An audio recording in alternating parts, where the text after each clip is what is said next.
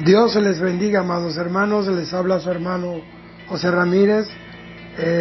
Hoy quiero hablar acerca del peligro que representa cuando una nación se olvida de Dios. Quiero leer Deuteronomio 6:12, que dice: cuídate de no olvidarte de Jehová, que te sacó de la tierra de Egipto, de casa de servidumbre. Nadie puede negar que estamos viviendo la época más trágica en el mundo, a nivel social, moral, espiritual, político y económico. Parece como si el tren que trae la solución a nuestro pueblo nunca va a llegar. En consecuencia, los gobiernos de las naciones y las organizaciones que trabajan en la planificación para un mejor vivir para la humanidad parece dispararle a todos, pero no le atinan a nada. Pero las palabras de Dios en Deuteronomio 6:12, que fue dicha a Israel precisamente de no olvidarse de Dios, siguen teniendo el mismo valor y la misma importancia para las naciones en el día de hoy. No olvidarse de Jehová el Señor.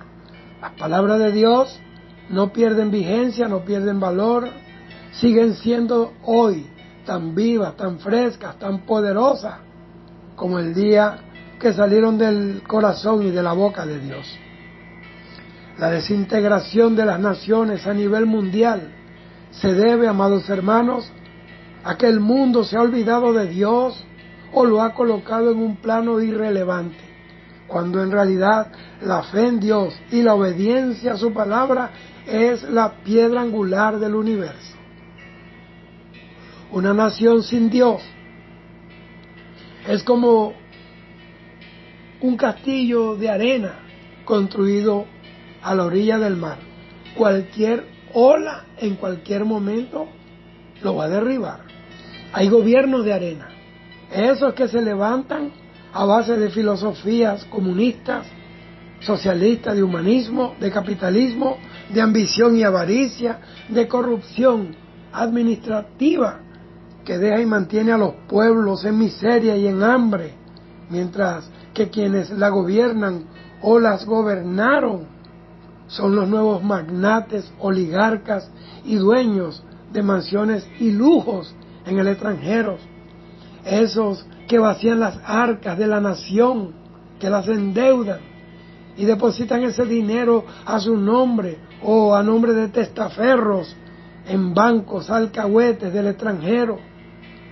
Hasta en el Banco del Vaticano, hermanos, han depositado el dinero de nuestros pueblos, naciones que están bajo la bota de una dictadura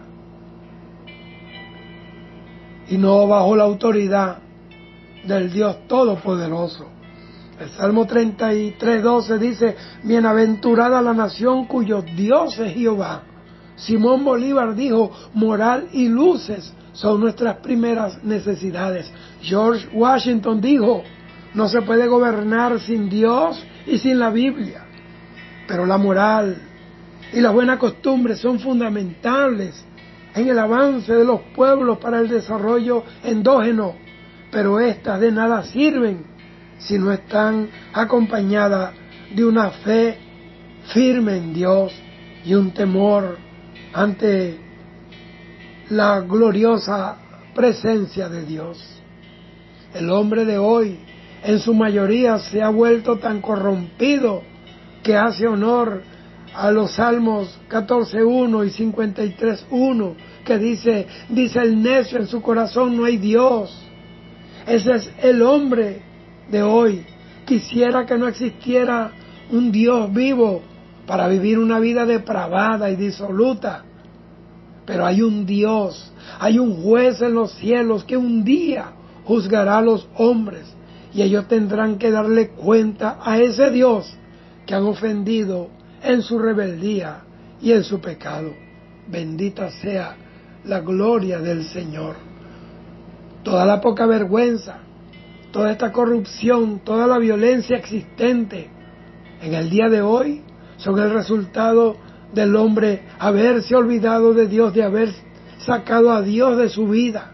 Jeremías 2:13 dice: porque dos males ha hecho mi pueblo, me dejaron a mí, fuente de agua viva, y cavaron para sí cisternas rotas que no retienen agua. Esas cisternas rotas son las que le dan al hombre alegría hoy y tristeza y vacío mañana. No satisfacen el alma sedienta, que solo Dios puede saciar con su palabra y con su presencia. Muchas naciones que se fundaron bajo la palabra de Dios y el temor de Dios, hoy son solo el escombro de lo que un día fueron. Dios las levantó de la nada y luego que las prosperó y las hizo naciones fuertes y poderosas, como en el caso de los Estados Unidos, pero luego se olvidaron del Dios que las prosperó. Y aunque en su moneda dicen, en Dios confiamos, sus corazones se alejaron de Dios y no viven para Él, viviendo por el contrario en un libertinaje sodómico. Y se han aprobado allí leyes contrarias a la palabra de Dios y a la moralidad que un día predicaron y vivieron quienes fundaron esa nación. Dejaron el camino del Señor para trazar sus propios atajos en su rebelión a Dios. Ya en esas naciones no se puede predicar el Evangelio libremente. Es un delito si alguien se siente aludido, invadido en su privacidad. Hay persecuciones terribles a los cristianos, óigame bien, en los Estados Unidos. ¿Quién iba a creer que en los Estados Unidos la Biblia iba a ser sacada de las instituciones del Estado, del gobierno, que iban a sacar la oración y la Biblia de las escuelas y de las universidades? Allá no se puede llevar una Biblia a un colegio, a una universidad para ser enseñada, pero sí pueden comprar los jóvenes una ametralladora que muchas veces es usada para asesinar a sus compañeros de clases y hasta a profesores. E incluso ya un niño de 14 años puede comprar un armamento del calibre que sea con el permiso de sus padres. Por haberse olvidado de Dios, también en Europa el incesto está despenalizado, el aborto, la endogamia, es decir, que vivir, el padre se puede casar con la hija, la madre con el hijo, hasta la pedofilia, hasta la zoofilia también ha sido legalizada, las drogas. Pero lo más triste es que tanto en Estados Unidos, en Europa y sobre todo en Latinoamérica, muchas organizaciones cristianas que en un tiempo eran conservadoras y fundamentalistas de la sana doctrina del Evangelio de Jesucristo, se han secularizado, se han ajustado a las regulaciones que rigen a un mundo materialista y pagano. ¡Qué tristeza, mis queridos hermanos! Acordarse de Dios no es transmitir el Via Crucis o pasar la película La Pasión de Cristo en Semana Santa o en diciembre, sino vivir en armonía con su palabra y haciendo la voluntad de Dios. Eso es anunciarle al mundo el regreso de Jesucristo. Naciones enteras llenas de religión, de tradiciones, que nombran a Dios, pero que su corazón está lejos de Él. Creo que Jesucristo le grita a esas naciones lo que dice Lucas 6:46. ¿Por qué me llamáis Señor, Señor, y no haces lo que digo? Por no obedecer a la voz de Dios y por haberse olvidado los pueblos de Dios, es que hoy tenemos tanta corrupción, gobiernos ateos, blasfemos, aborrecedores del Evangelio de Jesucristo, esclavos del ocultismo, de la hechicería, la santería y el vudú. Muchos presidentes y políticos consultan a los astrólogos y adivinos, como fue el caso de muchos presidentes del mundo, personalidades de los Estados Unidos también, como en el caso de Reagan, que consultaba a una supuesta vidente llamada Jean Dixon, Ella dice que una serpiente venía por la noche, se trepaba en su cama y se le enrollaba el cuello y le decía las cosas que iban a suceder. Esa no es otra cosa que el mismo diablo, porque que yo sepa, la persona que bregó con una serpiente en el Edén no le fue bien y se cayó toda la humanidad. Esa es la razón de la miseria de los pueblos, que prefieren oír una serpiente, que prefieren oír un brujo, un babalá, un santero, un hijo de Satanás, y no oír a Dios a través de los verdaderos predicadores. Y yo sé que hay hombres y hay mujeres y hay congregaciones y hay concilios enteros que ya dejaron de ser los portadores de la voz de Dios. Ahora solo se dedican a predicar política, a predicar materialismo, bienes materiales, dinero, siembra y todas esas cosas. Y se han olvidado de lo elemental, que el principio de la sabiduría es el temor de Dios. Se olvidaron del Dios que sostiene en el desierto, que saca agua de una roca, que da maná en el desierto, que hace llover codornices en pleno Sinaí, que parte el mar rojo, que derrota enemigos que son más fuertes que su pueblo. Hermano querido, está comprobado bíblicamente que cuando los pueblos están viviendo en holgura, en prosperidad y en paz, tienden a caer en la negligencia espiritual y terminan olvidándose del Dios que los bendijo, que los prosperó, que mantiene sus fronteras en paz. Eso le pasó a Israel en el Antiguo Testamento. Deuteronomio 32, 15 al 17 dice: pero engordó Jerusalén, engordaste, te cubriste de grasa. Entonces abandonó al Dios que lo hizo. Le despertaron a hacerlo con los dioses ajenos. Lo provocaron a ira con abominaciones, sacrificaron a los demonios y no a Dios, a dioses que no habían conocido, a nuevos dioses venidos de cerca que no habían temido vuestros padres.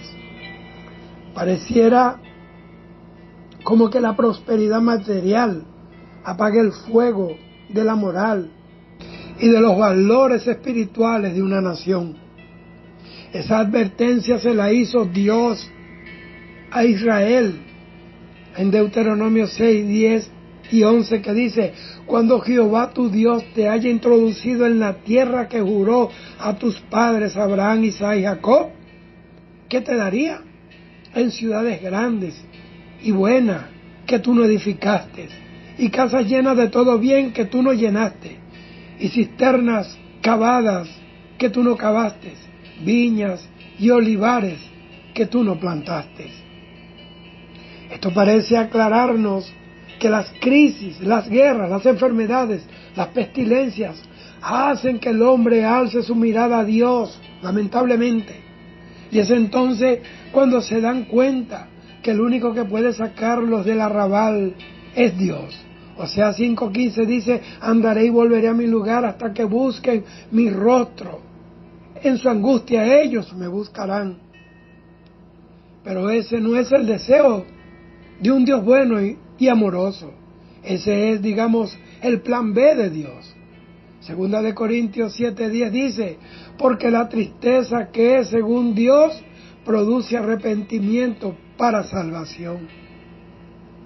Ahora, esto no quiere decir que el hombre debe tener una mentalidad masoquista, buscando sufrimiento por todos lados. Claro que no. Dios desea que seamos prosperados en todas las cosas, así como prospera nuestras almas. Por eso, no debemos pensar que para que venga un avivamiento espiritual a nuestras naciones, tengamos que decirle a Dios que mande un terremoto, un tsunami. Claro que no. Dios es un Dios bueno.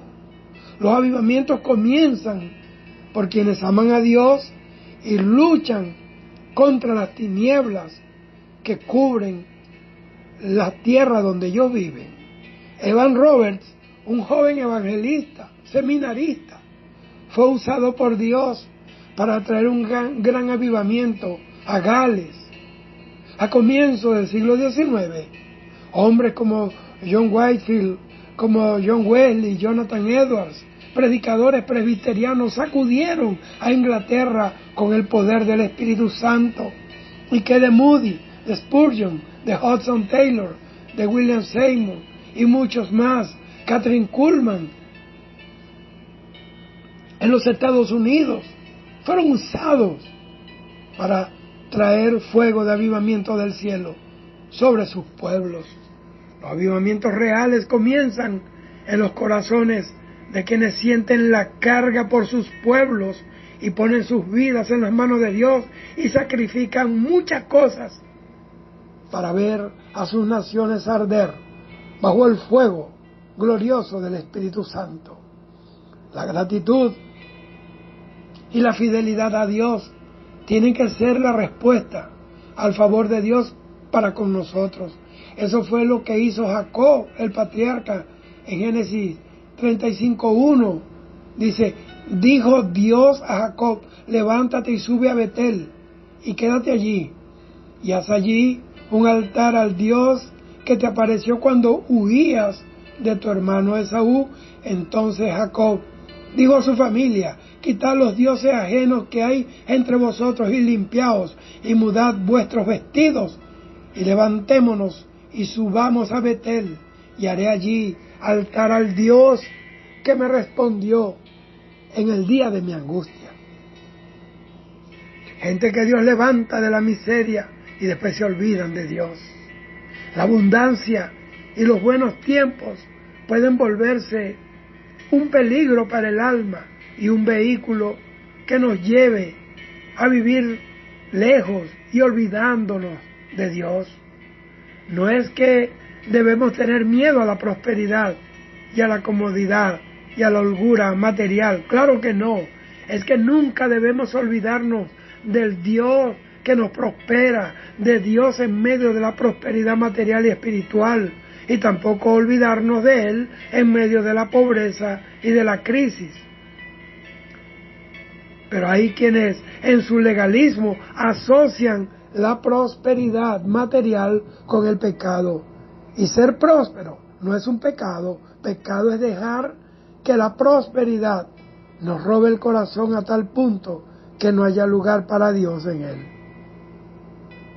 Cuando alguien o un pueblo aprenden a vivir para Dios, eso les capacita para administrar correctamente los bienes materiales y también los dones espirituales que Dios les ha dado. Nuestra tarea es no solo sentir la necesidad de Dios en nuestras vidas, sino llevar esa motivación a los pueblos en los que Dios nos plantó o en los que nosotros nacimos un día.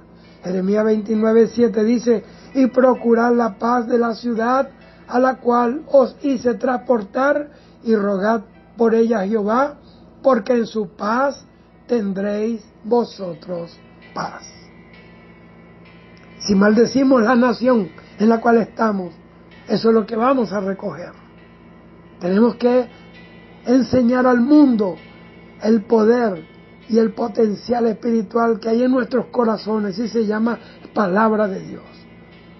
La espada de doble filo en nuestras bocas, para herir el pecado en las naciones, para herir las tinieblas.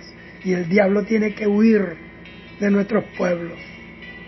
Dios quiere que los pueblos y las personas sientan el deseo apasionado por Él, así como el salmista en el Salmo 42:2, donde él dijo, mi alma tiene sed de Dios, del Dios vivo.